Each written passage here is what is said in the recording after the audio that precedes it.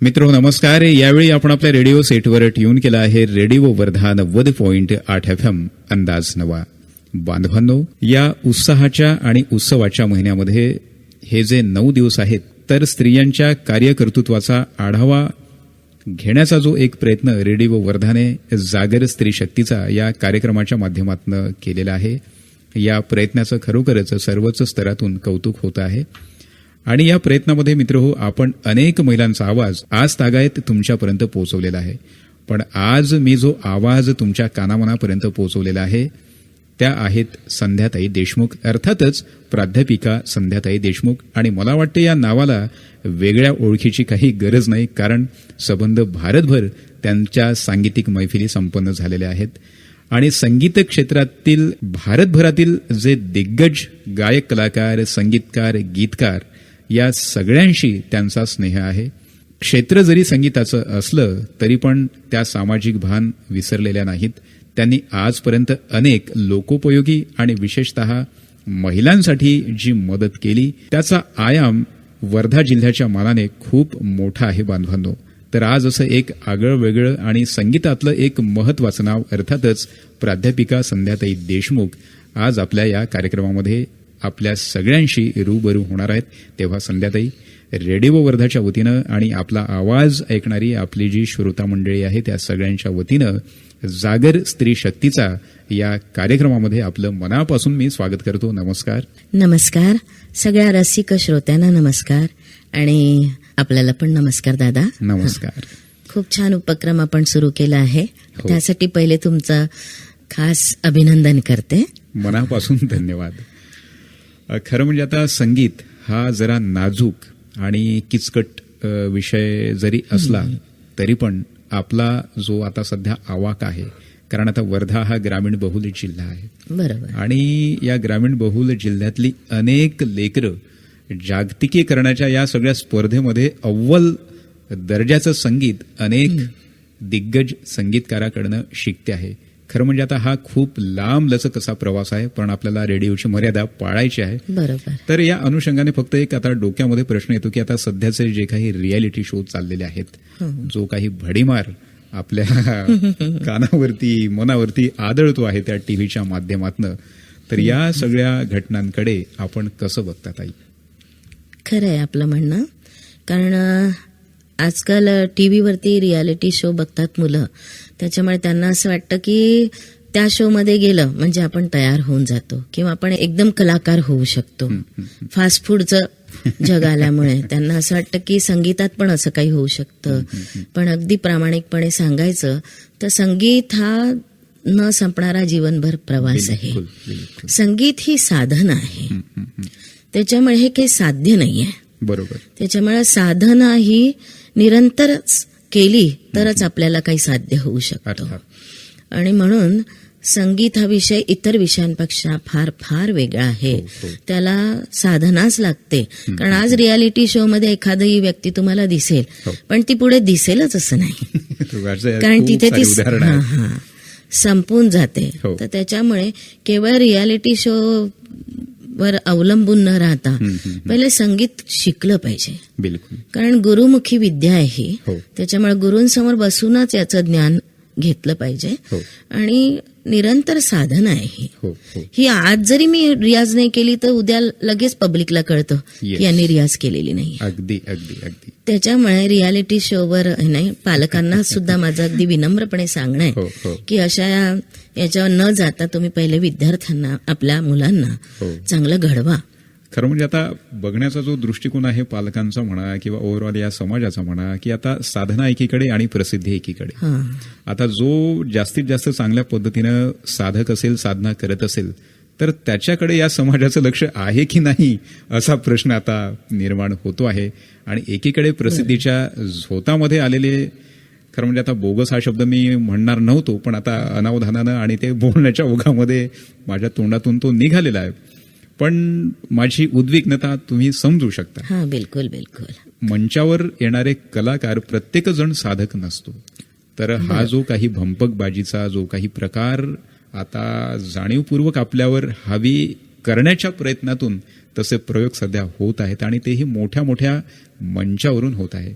तर याला गावखेड्याशी आणि त्या जमिनीशी जर समजा नाळ जुळवून ठेवायची असेल तर हे एक प्रचंड मोठं चॅलेंज या आपल्या संगीत क्षेत्राच्या परिघामध्ये आहे. काय वाटतं ताई तुम्हाला? हो, कारण की या रियालिटी शोमुळे असं झालंय की जे खरोखर चांगली साधना करतात आणि चांगली गाणारी आहेत, विद्यार्थी घडतात आहेत, त्यांचा पण म्हणजे विश्वास गेल्यासारखं पण असं कधी वाटतं की मग आपण हे असं काही करू शकणार नाही, कारण आता जे रियालिटी शो मध्ये दिसतात तेच खरं आहे असंही समजलं जातं. पण ही खरोखर गंभीर परिस्थिती आहे संगीत क्षेत्रामध्ये झालेली. पण जे जे खरोखर दिग्गज कलाकार आहेत, ज्यांनी अगदी रियाजातून स्वतःला घडवलेलं आहे, कारण साधनेतून जेव्हा तुम्हाला सिद्धी मिळते त्यानंतरच तुम्हाला प्रसिद्धी मिळू शकते. क्या बात है. बिलकुल बिलकुल बिलकुल. जो सिद्धी पावला तो प्रसिद्धी पावला. अर्थात या प्रसिद्धीने तुम्हाला सिद्धी नाही मिळणार. नाही. त्याच्यामुळे ही साधना निरंतर सुरू राहावी म्हणून अनेक असे गुरुजन आहेत की जे खरोखर विद्यार्थ्यांना अगदी बेसिक नॉलेज आणि सगळं चांगलं घडवतंय. आणि त्या संदर्भात अखिल भारतीय गांधर्व महाविद्यालय मंडळ, जे ऑल इंडिया एक्झामिनेशन बोर्ड आहे, शास्त्रीय संगीताची एकमेव संस्था आहे की जिला आज 5 मे 1901 ला पंडित पलुस्करांनी स्थापन केली लाहोरला. तिला आज 123 वर्ष पूर्ण झाले. आणि ही एक अभिजात संगीताची म्हणजे पिढ्यानपिढ्या सगळं संगीत देणारी अशी ही संस्था आहे. आणि त्या संस्थेमार्फत संपूर्ण भारतामध्ये 1400 केंद्र आहेत आमचे. आणि या संस्थेत 2015 पासून मला संचालक पदावर राहून काम करायला मिळत आहे, हे माझं भाग्य आहे. त्यासाठी तर समस्त वर्धेकरांकडून आपलं अभिनंदन करतो मी मनापासून. खूप खूप धन्यवाद. पण संगीत क्षेत्रामध्ये ही संस्था अनेक वर्षापासून काम करते. केवळ शास्त्रीय संगीत टिकावं आणि हे पिढ्यानपिढ्या आलेलं, कारण ही आपली पारंपरिक संगीत आहे, ही आपली विरासत आहे. बिलकुल. आणि ही विरासत आपण जतन केली पाहिजे म्हणून त्यासाठी प्रयत्नशील आहे. म्हणून 1400 केंद्रांमधून शास्त्रीय संगीताचं म्हणजे फक्त गाणं नव्हे, नृत्य, ओडिसी नृत्य, भरतनाट्यम, कथक आणि सगळी वाद्य, तबला, पखावज, ही सगळ्या वाद्यांचं, कर्नाटक संगीत, हिंदुस्थानी संगीत, भारतीय, या सगळ्यांचं शिक्षण देणारी ही संस्था आहे. आणि विदेशात 18 केंद्र आपली आहेत. क्या बात आहे. त्यामुळे भारतीय संगीताचा प्रचार विदेशात होतो. समुद्र पार. त्यामुळे अगदी ग्रामीण भागातली मुलं पण हे गाणं शिकतात आहे, शास्त्रीय संगीत शिकतात आहे. आणि राहिला आता रियालिटी शोचा प्रश्न, तर तुम्ही म्हणता तशी ती व्यथा आहे. आणि अनेक दिग्गजांनी ही व्यथा त्या मंचावरून पण बोलून दाखवली आहे. आणि बरेचदा मी माझं जेव्हा मी विचार करते की सारे गम प हेच नाव असतं. बरोबर आहे. सारे गम प म्हणजे फक्त 5च स्वर आहे. पण आमच्या संगीतात 7 स्वर आहे, सारे गम प धनी. त्याच्यामुळे तिथे सप्तक पूर्ण होतच नाही ना. बरोबर आहे. बरोबर. म्हणजे कुठे तुम्ही सारे गम प पर्यंतच पोहोचला आहात. सारे गम पधनीच आम्ही शिकवतो. बोललात आपण. सारे गम पधनी शिकल्याशिवाय गाणं येणंच नाहीये. म्हणून त्या रियालिटी शो किंवा याचं नाव सुद्धा सारे गम पच आहे, अर्धच आहे. बरं. हे मला या अनुषंगाने ताई आता एक प्रश्न डोक्यात आला माझ्या की आता सध्या ज्या गाण्यांची उत्पत्ती आपल्या संगीतामध्ये होते आहे, कधी कधी मला वैयक्तिकरित्या प्रश्न पडतो की हे गाणं ऐकण्यासाठी आहे की नाचण्यासाठी आहे. म्हणजे आता संगीतकारांचा जो काही कल आहे तर ते सगळं ते वाद्यांचं कडबोळं उभं करून आणि आता ते डीजे पॅटर्न जो आलेला आहे, तर त्या संगीताची जी काही अभिजात गरिमा होती तर ते विनयभंग केल्यासारखं वाटतं. अक्षरशः ते ओरबाडल्यासारखं ते वाटतं. त्याची जी काही गरिमा आहे तर ती आता खूप खालावत चालली आहे. आता ते जुने दिवस पुढे येतील की नाही हा सुद्धा फार मोठा प्रश्न. जे संवेदनशील संगीतकार आहे आपल्यासारखे तर त्यांच्या पुढ्यात हा प्रश्न असेलच. तर ही जर परिस्थिती आपल्याला बदलवायची असेल, कारण आता हे एका दिवसात तर शक्य नाही, आणि एखाद्या ठिकाणी त्या गाण्याचा ठेका जर आपण ऐकला किंवा गाण्याचे बोल जर ऐकले तर त्यावर कंबर हल्ली पाहिजे असं काही संगीतकारांचं आता म्हणणं आहे. तशीच गाणी मार्केटमध्ये येते आहे. हे सुद्धा फार मोठं आव्हान आपल्या पुढे येत आहे. अगदी बरोबर आहे तुमचं, कारण हे खूप मोठं नुकसान आहे संगीताचं. कारण संगीत हे म्हणजे अगदी असं ऐकल्यावर आपल्याला मनःशांती मिळावी आणि आनंद मिळावा हा एक भाग आहे.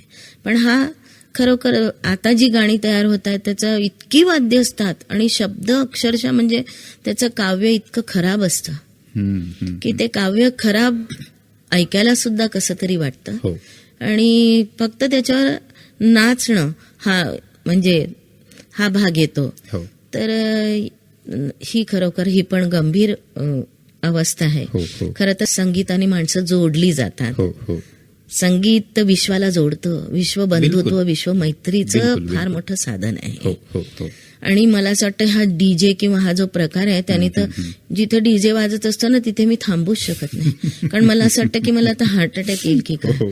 कारण ब्लड सर्क्युलेशन वाढतं. वाढतं खरं तर संगीत हे आरोग्यासाठी सगळ्यात मोठं मेडिसिन आहे. हो हो हो music is medicine, music is meditation. Yes तर संगीताचा परिणाम खरं जसं जनावरांवर होतो तसं माणसावर होतो. हो. पण ते डीजे वगैरे लागल्यावर माणसाचं ब्लड सर्क्युलेशन वाढतं. संगीत हे तुम्हाला अगदी म्हणजे मेंदूच्या शांततेसाठी, हो हृदयासाठी, याचे हृदय ते त्याचे हृदय हो हो असं संगीत असतं. हो हो तर त्याच्यामुळे ही संगीताची आता अलीकडे जे हे केलं जात आहे तर ते मला पण खरोखर ते कठीण वाटतं की याच्याने आरोग्यावर विपरीत परिणाम होतात हो, हो, आहे. हो. कारण संगीताचा आरोग्यावर खूप चांगला परिणाम होता आणि अनेक हॉस्पिटलमध्ये अनेक ह्याच्यामध्ये म्युझिक थेरपीचा हो. उपयोग केला जातो. बिलकुल बिलकुल जनावरांनी म्हणजे गायीने चांगलं दूध द्यावं म्हणून तिथे पण म्युझिक थेरपी. म्युझिक थेरपी आहे. हो. तर ही अशी थेरपी काही कामाची नाही. हे याच्याने माणूस अक्षरशः म्हणजे भाव चढतो. हा. तर त्याच्यामुळे नक्कीच ताई. खरं म्हणजे आता भारतीय संगीताचा जेव्हा आपण विचार करतो म्हणजे संगीत विश्वाचा हो. तर उषा खन्ना असतील किंवा जद्दनबाई असतील तर महिला संगीतकार म्हणून फारसं अजूनही कोणीही पुढे आलेलं नाही. बरं. आता भविष्यात ती पोकळी भरून निघेल की नाही हा सुद्धा एक प्रश्न आहे या संगीत विश्वामध्ये म्हणजे महिला संगीतकार म्हणून. तुमचं काय निरीक्षण आहे ते? नाही, महिला संगीतकार म्हणून येतील, नक्कीच येतील. जसं आता लता दीदी गायलेल्या आहेत, त्यांनी आनंदघन म्हणून त्यांनी आपल्या नावाने म्हणजे संगीत दिलेलं होतं. हो आणि महिला संगीतकार निश्चितच समोर येतील. हो कारण एक मी माझ्याबद्दलही सांगू शकते बिलकुल, बिलकुल, की मी बिलकुल. पण एक संगीत दिग्दर्शिका आहे. हो, हो, तर हो. अनेक गाणी, अनेक भजनं, अनेक जे पण मी गाते ते माझं स्वतःचं कंपोजिशन Yes, म्हणून yes, गाते. yes, yes. आणि नुकतंच मी नागपूर आकाशवाणीला मी आतापर्यंत अगदी 6व्या वर्षापासून आतापर्यंत गातच होते. हो, हो, पण आता हो. एक म्युझिक डायरेक्टर म्हणून क्या बात आहे, क्या बात आहे. नक्कीच म्हणजे समस्त वर्धेकरांसाठी नाही तर ही संबंध महाराष्ट्रासाठी अभिमानाची बाब आहे. आणि आपल्या विदर्भातली विदर्भ कन्या अर्थातच प्राध्यापिका संध्याताई देशमुख या सांगीतिक विश्वामध्ये एक आपल्या नावाचं वेगळं वलय म्हणण्यापेक्षा जो परीघ आहे साधनेचा तर तो असाच विस्तारत जावा या तर ताई शुभेच्छा आहेच. पण मनात खूप सारे प्रश्न आहे पण आता आपल्याला वेळेची मर्यादा बरोबर. पाळायची आहे. अनेक प्रश्न डोक्यात येतात या सांगीतिक विश्वाला घेऊन. पण या मुलाखतीच्या निमित्तानं आपला आवाज ज्या ज्या पालकांपर्यंत जातो आहे, ज्या समजूतदार मायबापांपर्यंत जातो आहे, त्यांना ताई तुम्ही काय सांगाल? आणि विशेषतः हे शारदीय नवरात्रोत्सवाचा हा जो महिना आहे तर केवळ हे महिन्यातले 9 दिवसच नाही तर 365 दिवस सुद्धा महिलांनी स्वतःचं सत्व, स्वतःची प्रतिभा, स्वतःचं कार्यकर्तृत्व टिकवून ठेवण्यासाठी एका वेगळ्या आणि विशाल प्लॅटफॉर्मची निर्मिती सुद्धा त्यांनी करावी बरोबर. असं अपेक्षित आहे या कार्यक्रमातनं. तुम्ही कसं बरोबर. बघता या सगळ्या गोष्टींकडे? मला आता माझ्या सगळ्या सखींना, मैत्रिणींना हे सांगायला आवडेल की जे कार्य आपल्या समोर येईल ते स्वीकारायचं हो आणि पुढे चालत राहायचं. कारण की आपलं निरंतर ज्ञान वाढवायचं, आपल्याला ज्या विषयामध्ये आवड आहे, हो. अभ्यास वाढवायचा आणि त्याची साधना पण करायची. आणि खूपदा असं होतं की कलाकार जे आहेत त्यांना घरून खूपदा अडचणी येतात. बिलकुल. कारण की घरचं सगळ्या जबाबदारी सांभाळून तिला साधनेला वेळ मिळत नाही. हो हो आणि ती साधना केली तरच ती समोर जाणार आहे. हो हो म्हणून आपण मी माझ्या बाबतीत सांगेल की मला सगळी कामं मला घरातली करावी लागतात. आजपर्यंत मी करत आले आहे. हो. आज माझं वय 64 रनिंग आहे. हो पण जे पण मला काम आलं ते मी सगळं करत गेली. म्हणजे माझं 7 वाजता जर माझी मैफिल असेल, कार्यक्रम असेल तर मी 5 वाजता घरचा सगळा स्वयंपाक करून जायचे, क्या बात. तयार करायचा. आणि म्हणजे कुणालाही आपल्यामुळे कोणाची गैरसोय झाली नाही पाहिजे. हो, हो, ती हो. सगळी आपण करायचे, ती जबाबदारी स्वीकारली आहे, ती आपण करायचं. हो, हो. आणि मात्र आपल्याला आपल्यासाठी वेळ काढायचा, येस, आपल्यासाठी वेळ काढायचा. आणि तो असं भरभर कामं आटोपली की नक्कीच वेळ मिळतो. हो. आणि वेळ मिळत नाही असं नाहीये, वेळ काढायचा आपण. हो. तर त्याच्यामुळे तो काढून आपल्याला जो अभ्यास करायचा तो निश्चित करायचा. आणि समोर मात्र चालत राहायचं, थांबायचं हो. नाही. जसं आता आनंदी कट्टा हा ज्येष्ठ नागरिकांसाठी मी वर्धेमध्ये 2015ला स्थापन केला. हो. त्याच्या पाठीमागचं हेच होतं, माझं विचार हा होता की सेवानिवृत्तीनंतर माणूस अक्षरशः म्हणजे निराश होतो की आता आपण काय करायचं, कारण त्याच्याजवळ वेळ असतो. बरोबर. पण त्याच्या अंतर्गत खूप साऱ्या कला असतात. मग या कला त्या वेळेला आठवतात त्याला की अरे ह्या माझ्याजवळ खूप कला होत्या, पण मला त्यावेळेला वेळ मिळाला नाही, मंच मिळाला नाही, संधी मिळाली नाही. तर अशा लोकांसाठी या आनंदी कट्टा कला मंचावर यांनी यायचं. आपल्या अंतर्गत ज्या पण कला आहेत त्या अगदी मस्तपैकी सादर करायच्या. आणि तिथे कुठलंही प्रवेश शुल्क नाही. तर नंतर सेवानिवृत्तीचे सगळे लोक इथे येतात. तर मनाची मशागत करणारा हा आमचा कलामंच आहे. आणि नुसती संगीत थेरपी नाही, सगळी कला थेरपी याच्यामध्ये आहे. म्हणजे त्याच्यात इतके लोक येतात. पण एका व्यक्तीने म्हटलेलं एक मला आठवतं की 5-6 वर्षापूर्वीची गोष्ट आहे. त्या व्यक्ती 70-75 वयातली व्यक्ती असेल, माझ्याजवळ आले कार्यक्रम संपल्यावर की संध्याताई, आतापर्यंत मी मृत्यूची वाट पाहत जगत होतो, पण आता मी आनंदी कट्ट्याची वाट पाहत जगले. कारण दर महिन्याला हा कट्टा रविवारी शेवटी, आणि ही माणसं खरोखर ती वाट पाहतात. आणि तर त्याच्यामुळे आपण सामाजिक बांधिलकी आपली आहे. व्यक्ती जन्माला येतो तो फक्त स्वतःच्या जगण्यासाठी नाही, समूहासाठी येतो. त्याच्यामुळे सामाजिक आपलं काही दायित्व आहे, आपलं काही ऋण आहे.